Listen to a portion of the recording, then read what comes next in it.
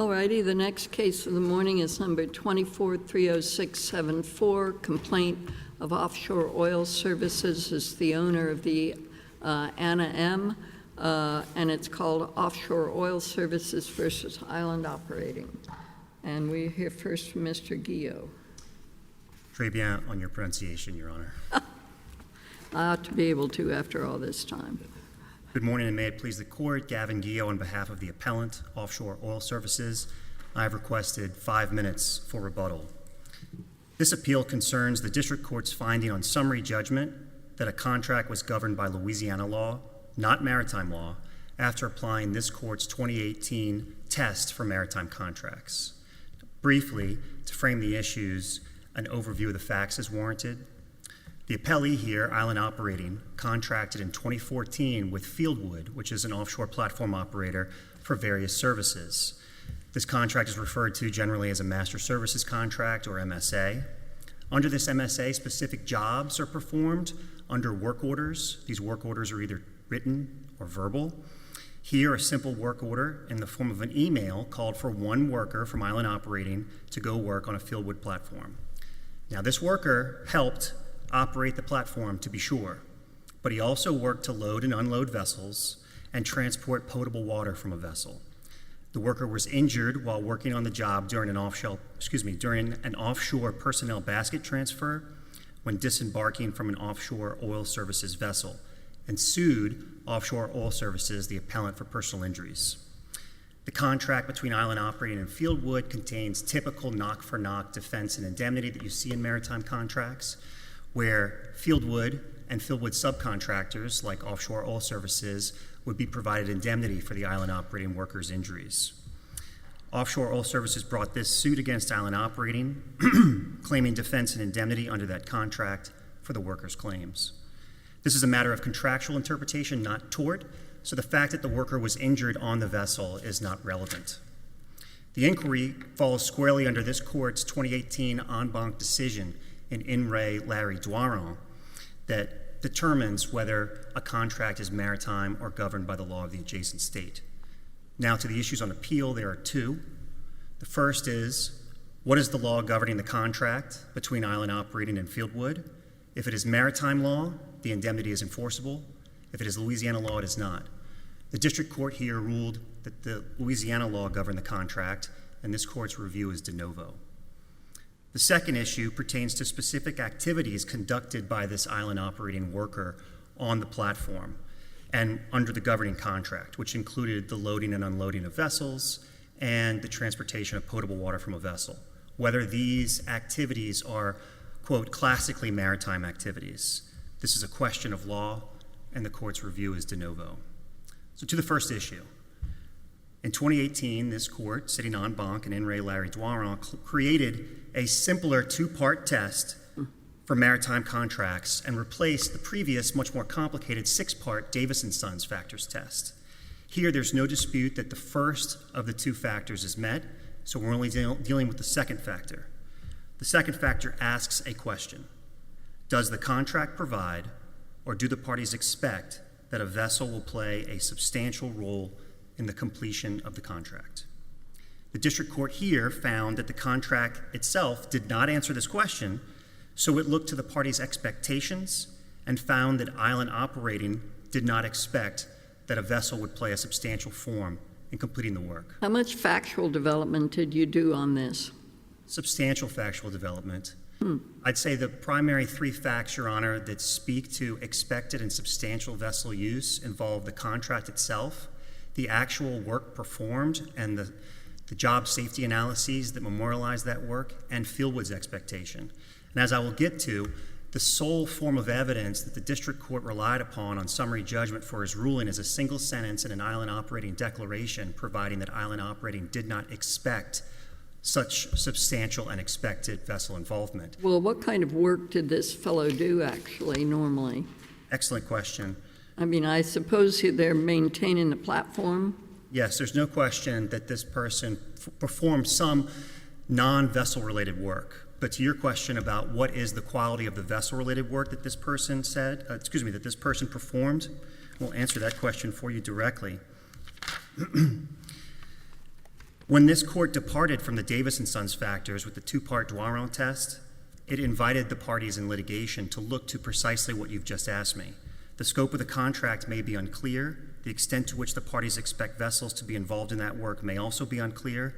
And in resolving these issues, courts may permit the parties to produce evidence of the work actually performed and the extent of the vessel involvement in that job. That's exactly what Offshore Oil Services did.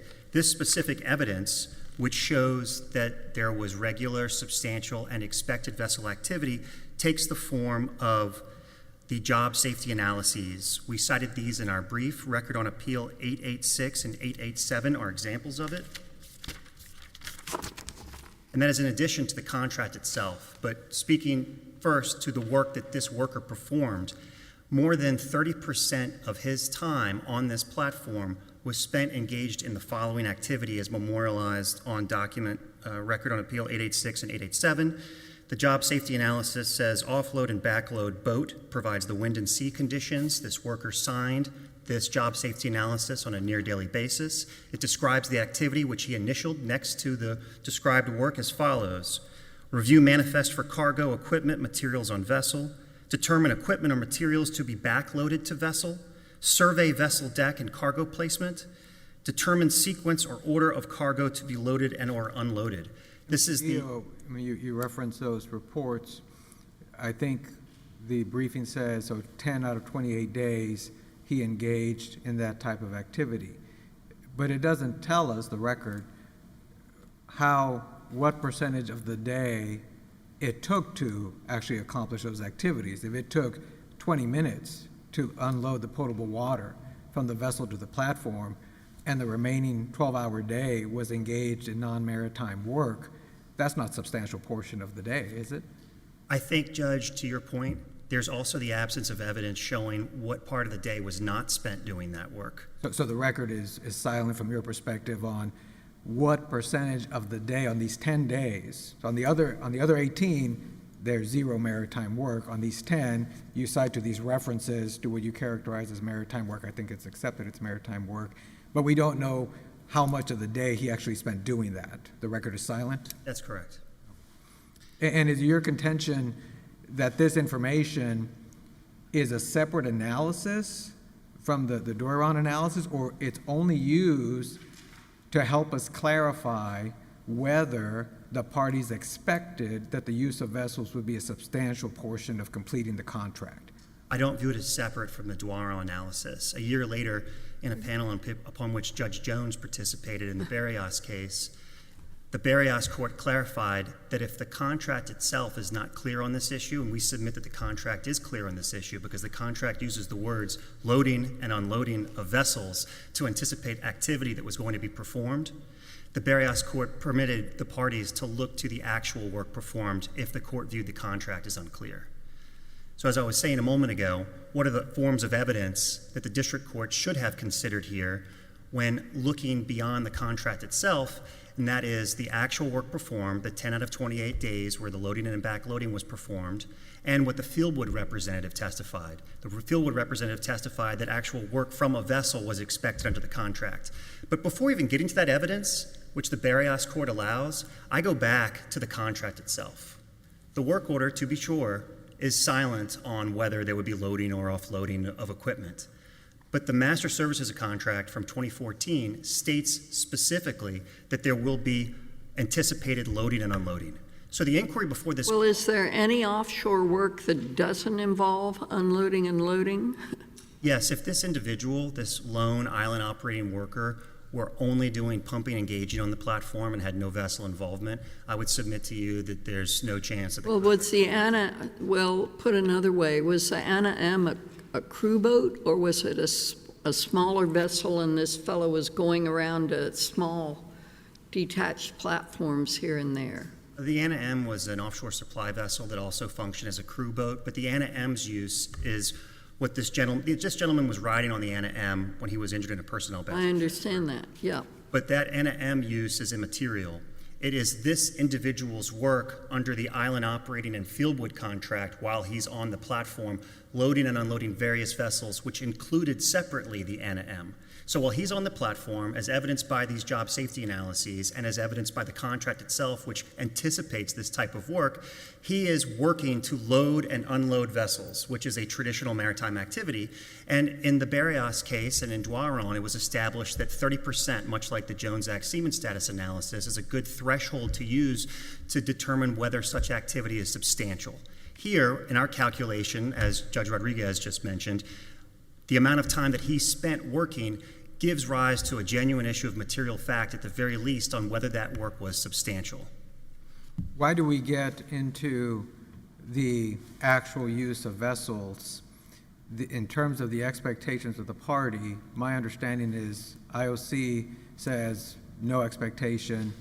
Fieldwood's corporate rep says it could have happened, but it would not have been typical, the use of vessels. How does that create a fact issue that it would have actually been a substantial part of completing the contract? Why is that not clear? The Fieldwood representative did not testify about substantial nature. He testified that what he thought was part of the contract, although not something that was regular, would be work from a vessel. As this court in 2024 in Ernest B. Paulfinger recognized, work from a vessel is immaterial. But to your comment about the island operating company's declaration, there's a one-sentence line. It's Record Doc 648, paragraph 13, where island operating in a declaration says that it did not have an expectation of substantial vessel involvement. And that's a controverting evidence for purposes of summary judgment. That is where we disagree with the lower court on whether it's uncontroverted and what the court is allowed to look at on a summary judgment standard to question the veracity of that evidence, because it's essentially a credibility determination. The argument I would make to the fact finder at trial, Judge, is who are you going to believe, this one-sentence declaration or the record before your lying eyes? The contract itself says vessel loading and unloading.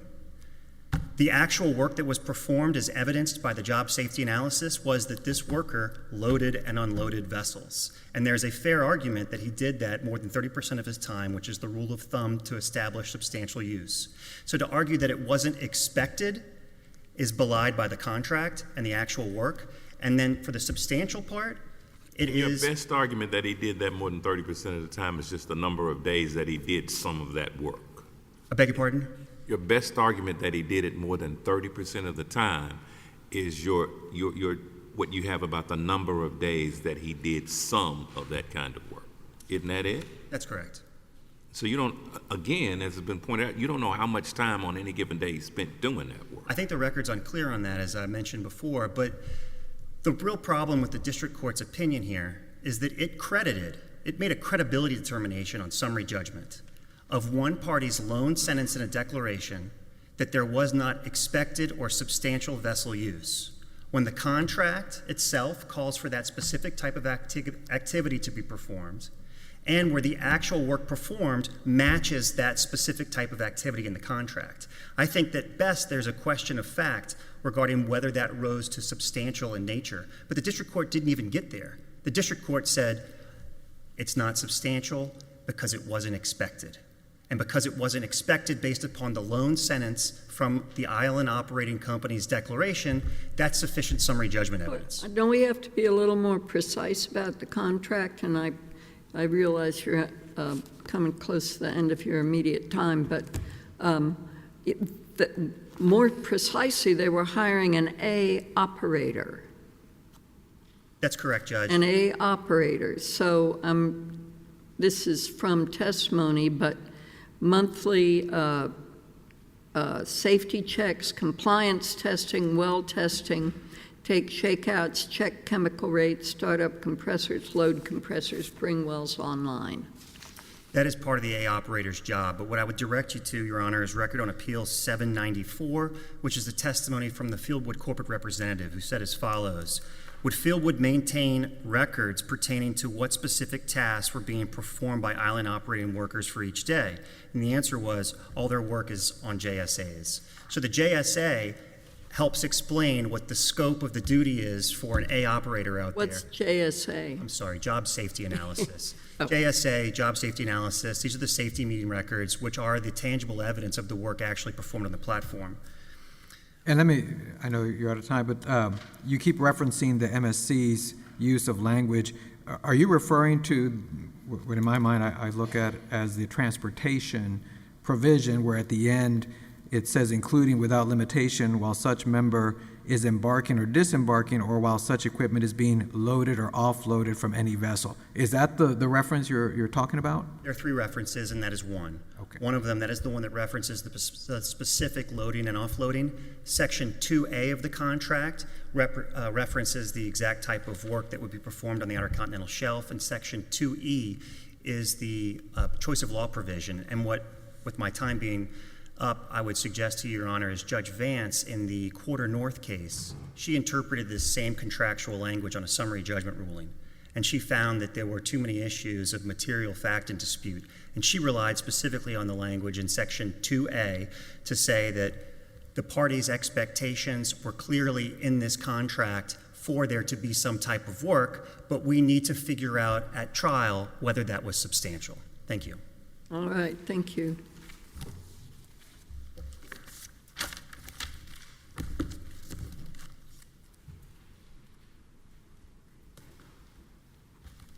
Mr. Kaufman. Good morning, Your Honors. May it please the Court. My name is William Kaufman, and I represent the appellee Island Operating Company, Incorporated. Before I get to some of my prepared comments, I'd like to address a couple of issues that were just raised in the appellant's argument.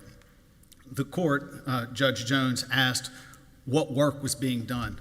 The primary objective of this contract, there's no doubt, was production of oil and gas. And when the Fieldwood representative was asked about that on page 32 of his deposition, which is in the record at 539, he says they make rounds, they check pressure levels, they do what's called monthly Bessie testing, compliance testing. He goes on to talk about those classically oil and gas activities, turning valves and doing those types of things. Right. He was, in fact, a pumper or a gauger, and that was his primary work. Any other work, such as any loading or unloading, to the extent it was even contemplated, was surely incidental. What these platforms, these were not habitable platforms, is that right? Or were they? No, Your Honor. The platform, there was a habitable platform. He was working on a series of probably about 4 platforms. The main one was the West 90B complex. It did have living quarters on it. Okay, so that's what the potable water was for? It's exactly what it was Okay. for. So a lot of this loading and unloading that was incidental was frankly to take his own provisions onto the platform. Was he out there by himself? He was not. He had co-workers out there, and from time to time there were other contractors out there. Okay. To be clear, the contract does not reference the use of vessels by Island. As Judge Jones just said, we have to be a little bit more precise when we look at the contract. Section 2A doesn't specifically describe the work, but it does reference an appendix.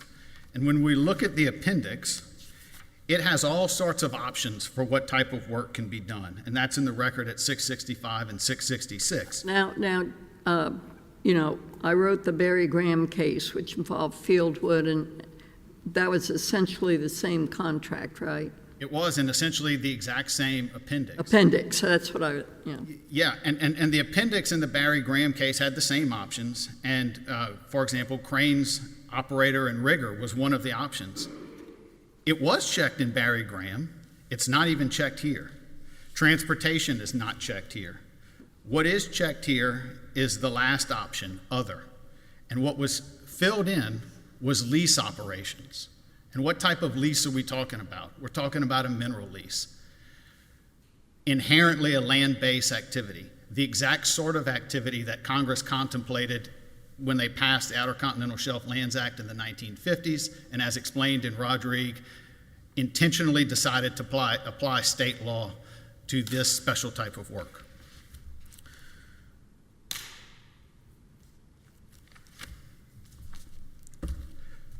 The contract at issue, an agreement between Fieldwood, an offshore operator, and Island to provide pumpers and gaugers to produce oil and gas, is decidedly not maritime.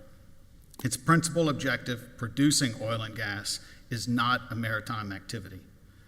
The application of state law on the Outer Continental Shelf, the issue here, dates back to the 1950s with the passage of the Outer Continental Shelf Lands Act. The Supreme Court's 1969 Rodriguez decision gives great context and explains that with the passage of the Outer Continental Shelf Lands Act, state law was needed because federal admiralty law did not provide for things like the protection of workers and their families. Well, as you know, the courts got very wrapped around the axle interpreting all that, and as the number of contracts burgeoned and everything. It did, and that was the Davis case. Yeah. But Davis, admittedly, was imperfect and included unnecessary tort-based factors. Those unnecessary factors were abrogated in Dwyron in favor of a simpler, more straightforward test as described in Kirby. And Kirby looked to the primary or the principal objective. Dwyron removed the clutter, and some of that was tort-based clutter. It directs us away from the minute parsing of facts that you described in Hoda, Judge Jones. This court commented in Dwyron that Davis proved to be confusing and difficult to apply and may have led to outright inconsistency between the court's opinions. This case... You agree that the master service contract here specifically contemplated loading and offloading? I disagree with that, insofar as the written text of it. So paragraph 2E, which does reference loading and unloading, we got to read the entire... Well, references, but it didn't contemplate it to take it into account. You agree it referenced loading and offloading. Is that what you're saying? It references loading and unloading, but when that full paragraph is read, it's in the context of transportation to be provided by either Fieldwood or other contractors such as OOSI, and describes that work, in theory, to be performed by the third parties is going to be maritime, even when it's loading and unloading. And so your position is that when you look at the contract itself, MSC and the work order, it's clear there's no expectation that vessels would play a substantial role in the completion of the contract. And so this comes down to the expectation of the parties. Under that prong, do we consider the actual use of the vessels, the unloading of the potable water, or is it your contention that's clear as well, we don't even have to get to the actual use of the vessel? I don't think you need to get to it because the use of the vessel here was in the nature of transportation. I think it's important to kind of look a little bit. What about the IOC claims, no, there's actually unloading of water, unloading of equipment from the vessel to the platform. That's maritime in nature. It's not simply the transporting of the individuals to the platform. But in the 10 days out of the 28, there's some of this type. Do we look at that? How do we consider that?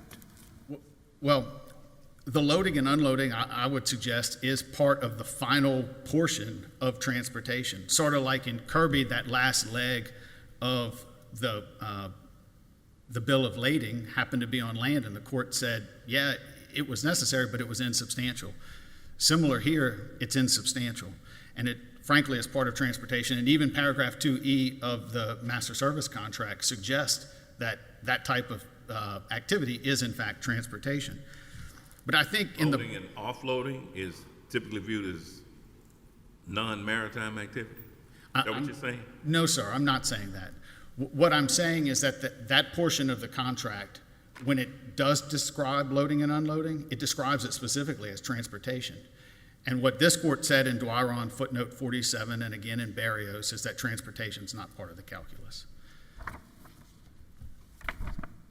But I think in the context of transportation and in the broader context of these cases, vessels are really used in two contexts. One is transportation, and the second is as a work platform.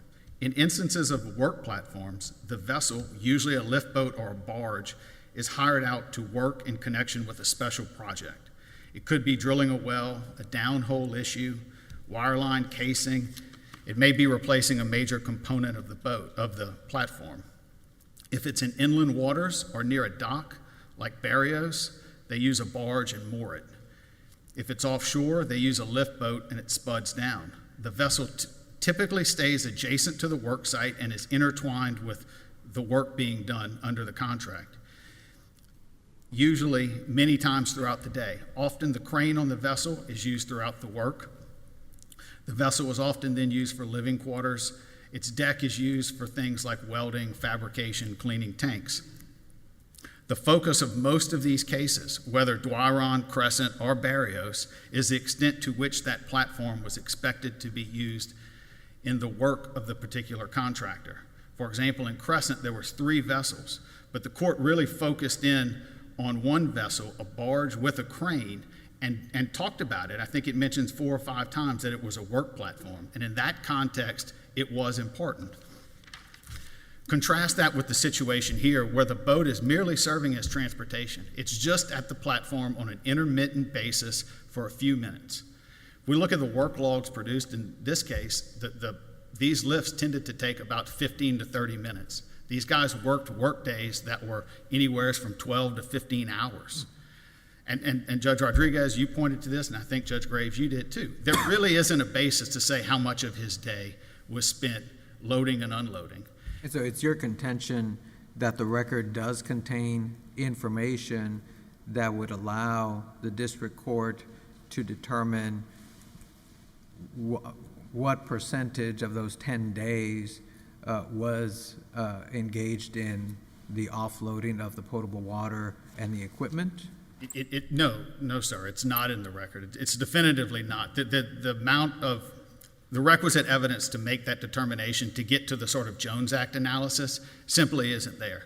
The court in the Jones Act context looked at the same issue in the Alexander case. There, they said, the plaintiff said he had participated in P&A jobs that 37% of his P&A jobs had a vessel. But that was where the evidence stopped. The court said that's simply insufficient to raise an issue of material fact. You haven't given us the amount of time he spent working with the vessel and the amount of time of his day. We've got the same thing here. And certainly, sufficient evidence was presented in the motion for summary judgment to determine that any use of the vessel was, in fact, insubstantial. OOSI would like to boil the declaration down to simply 1 or 2 lines, but it's 13 paragraphs. Among those, the statement, the sole role of any vessel in connection with that work was transportation. Talks about vessels were not expected to be used as work platforms. It clarifies that Island did not provide a vessel. In addition, we can look at the Fieldwood representative's testimony, and he focuses in all of his answers on classic oil and gas production activities. Turning valves, checking pressures, doing those types of things. And so your position, in the contract, the only specific reference to loading or offloading of equipment occurs in the transportation provision, I think it's 2E. And the 2A does not use those specific terms because that's the one that references the appendix, and that particular box is not checked. The only thing that's checked is the other for the leased operations. Correct, Your Honor. And in their reply brief, the appellant raises the fact that there is a reference to a vessel in the insurance provision. But this exact issue was dealt with by the court, I believe, in footnote 23 in Dwyron. It was a very similar MSA. And in that instance, it was argued, well, wait, the insurance provision contemplates the possibility of obtaining insurance for a vessel. And I think in the oral argument, Judge Jones, you made this, you pointed this out, and the court dealt with it in footnote 23, and it said, look, under this work order, the contractor was not providing the vessel, therefore that provision is not material to the analysis. And the same is true here. And if the court has no further questions, I'll yield the rest of my time. Well, I'm just wondering, following Dwyron, under what circumstances would a master services agreement like this contemplate the use of a vessel? Or let's say I'm mixing the two issues. Master service agreement like this, so that's the first issue. And the second issue, did the parties contemplate the use of vessel? Under what circumstances would it contemplate? Well, I think we also have to remember that the master service contract is only part of what we're looking at. We've got to look at the master service contract coupled with the work order. And in my mind, the classic example is something like Barrios or Crescent. So maybe the work order for offshore, for instance, might, which provided the vessel, that contemplates the use of a vessel. Yes, absolutely it would. I mean, I think a closer call would be, for example, if they needed to drill a new well and they brought in a drilling vessel, or if they brought in a lift boat with that specialized crane that was going to be intertwined with the work. I would suggest that on the broad spectrum of cases, even looking sort of back to Davis, you really don't see a lot of these production operator cases, frankly, because I think this case is way away from the maritime contract on that spectrum. And in this case, the work order references A operators, and if I remember correctly, and the only evidence of what those job duties entailed comes from the deposition testimony, I believe, that describes some of the nature of the work that an A operator would engage in, and but it doesn't reference what we would consider maritime activity. Is that correct? Absolutely correct. And when pressed about sort of a remote hypothetical, the deponent said we typically don't do that. I think that's very indicative that this was at best incidental. Okay, thank you, sir. Thank you, Your Honors. Judge Rodriguez, I'd like to add on to the question you just asked about what the record shows on the A operator duties, and also supplement that it's not just from what a representative testified, but the Fieldwood representative, as I mentioned earlier, he testified in Record on Appeal 791 that the duties of the A operator are set forward, or of the island operating workers are set forward on those job safety analyses, which talk about the vessel-related work. A few points here, Your Honors, about transportation. We acknowledge that transportation of workers from platform to platform is not a traditional maritime activity that would give rise to maritime contract analysis in our favor. Transportation of equipment from platform to platform has similarly been held by some courts to account for that. That's not what this is here. This is the loading and unloading of a worker on a platform, loading and unloading equipment from vessels. So offshore oil services vessel has nothing to do with this. The fact that he was injured on the vessel has nothing to do with this. The two criteria that we're really looking at in the second prong of the Dwyer analysis is expectation and substantial. So what is the expectation? Our first argument is that the contract itself expects this type of work because, as you noted, Your Honor, it's referenced in there. There's a Mr. Guillot, can you clarify your reference to Section 2A?